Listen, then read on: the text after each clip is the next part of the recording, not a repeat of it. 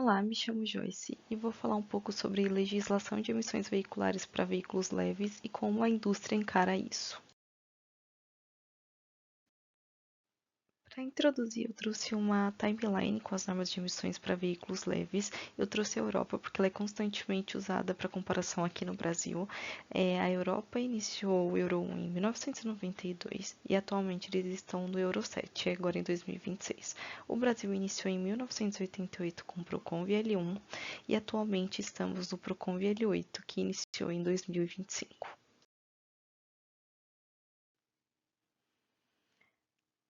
Quando olhamos para os limites de emissões da União Europeia, existem dois fatores que chamam a atenção. Primeiro, que o primeiro limite de monóxido de carbono era de 10 gramas por quilômetro. Atualmente é de 1 grama por quilômetro no Euro 7, uma redução de 10 vezes desse valor.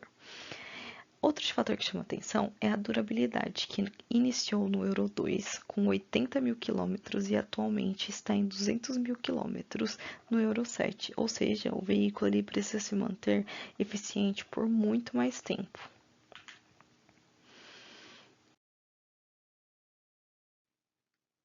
Quando a gente olha para o cenário brasileiro, os limites de emissões de monóxido de carbono iniciaram em 24 gramas por quilômetro no Proconv L1. Atualmente no Proconv L8, o limite é de 1 grama por quilômetro. E a partir do Proconv L7, o NMOG passa a ser controlado.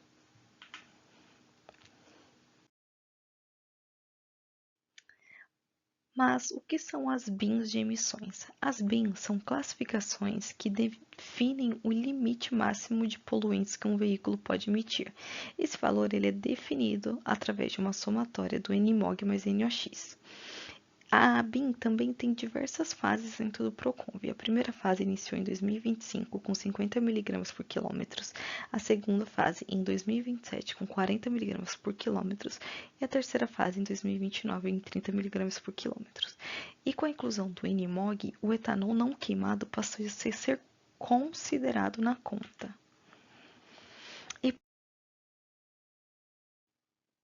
Por que é importante ser dito isso? Porque até o Proconv L6, o NMHC ele tinha o etanol não queimado retirado da conta e existia um controle diferente entre o NMHC e o NOx.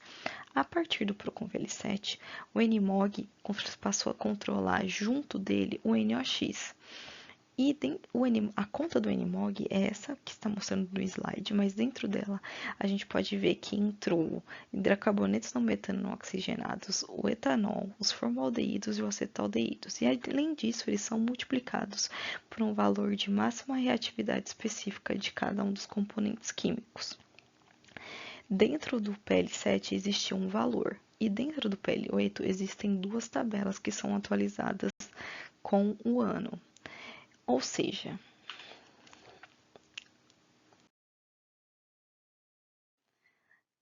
se eu emito a mesma quantidade que eu emitia no PL7, só com a atualização da tabela eu vou ter valor muito mais rígido de NMOG. E o que implica isso?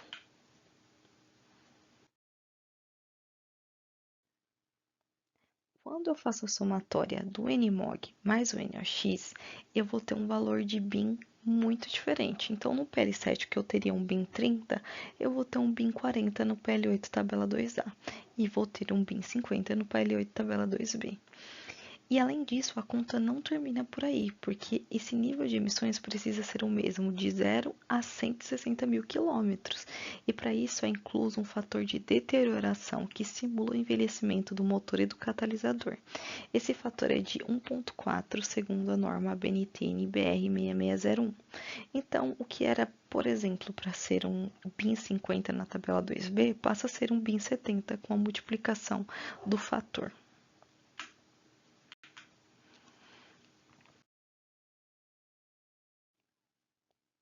Dentro das BIMs também existe como se fosse um sistema de compensação que faz uma balança. Então, vou dar um exemplo bem básico. Se eu tenho um carro BIM 70 e eu preciso atingir a meta de um BIM 50, que é a meta corporativa, eu preciso vender um carro BIM 30 que dentro da média ou ainda vou estar dentro da meta.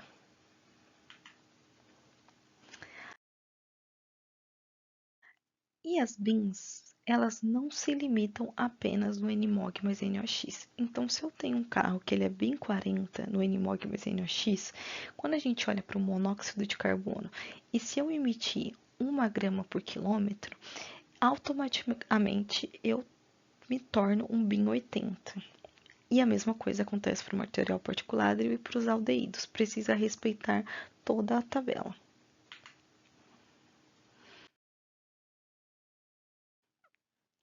Além disso, no PL8 entrou o ciclo RDE, que simula condições reais de condução. Esse ciclo, ele surgiu para eliminar a discrepância entre as emissões laboratoriais e as emissões reais de rua.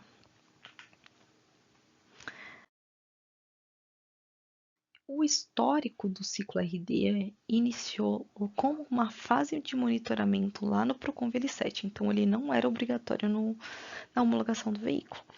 A partir de janeiro de 2025, ele se tornou um fator obrigatório, e aí ele foi adotado um fator de conformidade igual a 2, que permite que as emissões de rua sejam até 2 vezes o limite regulamentar de laboratório.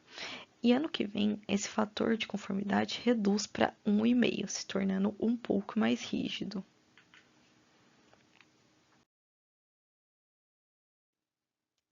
A temperatura do catalisador também tem que ser controlada. No ciclo de homologação laboratorial, ele precisa estar entre 20 e 30 graus Celsius na partida.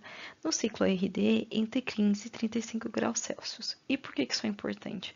Porque na partida frio, é quando acontece a maior parte das emissões. Depois que o catalisador esquenta, os poluentes reduzem muito na fase de regime permanente.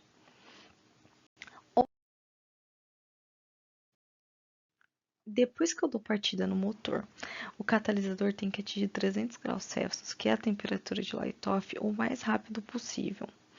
Então, existem estratégias que a indústria buscou para aquecimento do catalisador. Eu trouxe 2 exemplos aqui.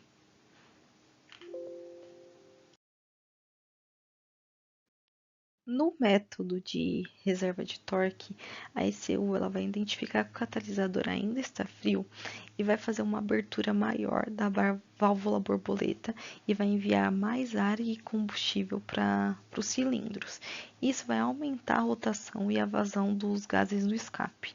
Ao mesmo tempo, a ECU ela vai atrasar a faísca da vela e a ignição vai acontecer depois do ponto morto superior. Isso garante que essa energia extra ela vai virar calor no escape. Então a combustão ela termina de acontecer na cara da válvula de escape e esses gases superaquecidos bombardeiam o catalisador que levam ele para sua temperatura ideal de trabalho, reduzindo os picos de emissões.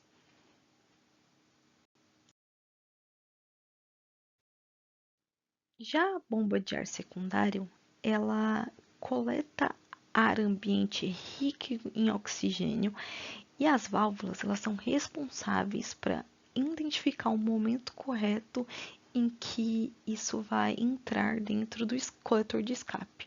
Esse oxigênio vai reagir quimicamente com os gases que estão saindo do motor e vai gerar uma pós-combustão térmica ali dentro do tubo. Essa pós-combustão leva o catalisador rapidamente à temperatura ideal de trabalho, reduzindo drasticamente as emissões em pouquíssimos segundos. Para concluir, gostaria de evidenciar que a engenharia automotiva vem tentando cumprir seu papel tecnológico. Como vimos, o gerenciamento eletrônico avançado e os sistemas de pós-tratamento conseguem neutralizar com eficácia as emissões brutas do veículo 0 km. No entanto, a sustentabilidade ambiental na prática esbarra em um grande problema estrutural do Brasil, o perfil da nossa frota circulante. Portanto, a conclusão principal deste trabalho é que precisamos de políticas públicas eficientes para assim conseguirmos garantir de forma efetiva a preservação da saúde pública nos centros urbanos. Essas são as referências. Obrigada.